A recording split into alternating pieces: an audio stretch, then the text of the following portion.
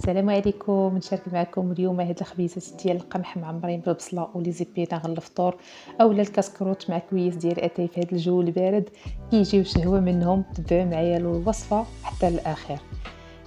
في واحد الاناء درت دقيق القمح وشويه ديال الملحه، معلقه صغيره ديال الخميره ومعلقه صغيره ديال سنيده.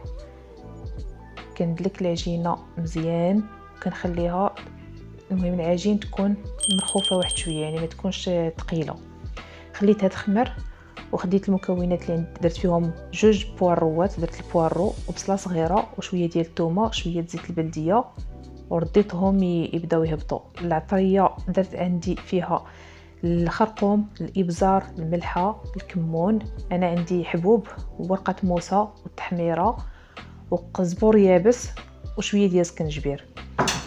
من بعد ما هبطت البصله واحد شويه كنزيد ليها الشحمه عندي محكوكه في الحكاكه الرقيقه وخليتها حتى دابت، وانا كنزيد هذيك العطريه فوق منهم وخليتهم يتقلاو على خاطرهم. من بعد زدت عليهم لي زيبيناغ وشويه ديال القزبور خضر قطعته على شويه. هنا من بعد ما طابت ليا الحشوه طفيت عليها ودرتها في واحد الطبسيل وخليتها تبرد. العجينه هنايا من بعد ما خمرات هانتوما كتشوفوا قطعتها، انا خرجت ليا 3 ديال الخبيزات موين، قرصتهم بواحد شويه ديال الطحين كما كتشوفوا صافي، وكنحطهم يعاودوا يطلقوا واحد شويه.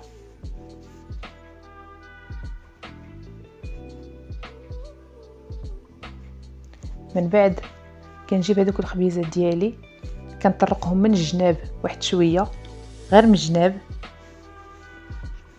وكننزل هذيك الحشوه قسمتها على 3 وكننزلها في الوسط صافي، وكنبقى نجمع الخبيزات بهذه الطريقه حتى كنساليهم بثلاثه بهم. كنحاول نعاود معكم الخبيزات كاملين باش تكون الطريقه واضحه.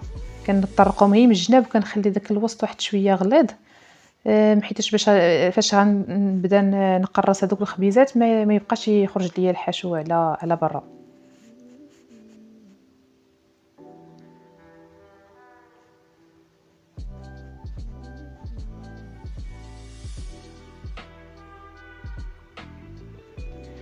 صافي ملي كنساليهم كنشعل المقله وكنخليها تسخن. صافي من بعد كنطرق هذوك الخبيزات بشويه باش ما يخرج لينا داك الحشو على برا، لان العجينه عندنا كتكون رطبه.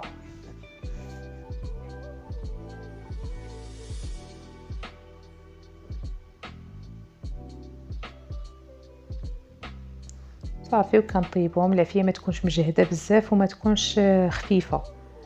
هنا من بعد ما طابوا نتوما كتشوفوا راه كيجيو محمرين وكيجيو غزالين بزاف، فيهم واحد المذاق زوين. بالنسبه للحشو راه كنقدروا نعمروهم باش ما بغينا، انا شاركت معكم الحشو اللي درت اليوم مسخيخنين. صافي كنقدموهم مع كويس ديال اتاي كما قلت لكم الفطور ولا لي كاسكروط بصحه والراحه.